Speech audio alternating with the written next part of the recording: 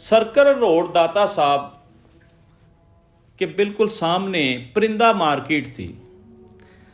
अब परिंदा मार्केट जो है वो 40-50 साल से वहाँ पे हम बचपन से देख रहे हैं कि परिंदा मार्केट है।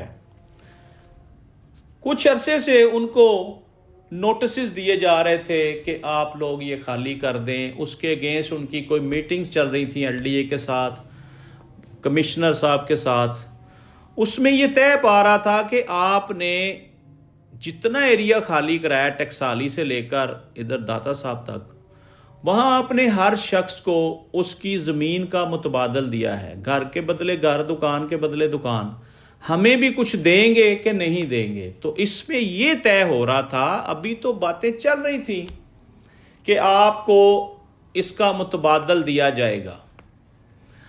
अब बताया जा रहा है कि ये परिंदा मार्केट जो है उनको इस तरफ लगा दिया कि आपके साथ गुफ्तो शनीद करते हैं, आपके साथ मामला तय करते हैं, आप बेफिक्र रहें। और बगैर इतला के कल रात भारी नफरी के साथ, बेशुमार बुलडोजरों के साथ एक जंग का माहौल बनाकर रातों रात ऑपरेशन कर दिया गया।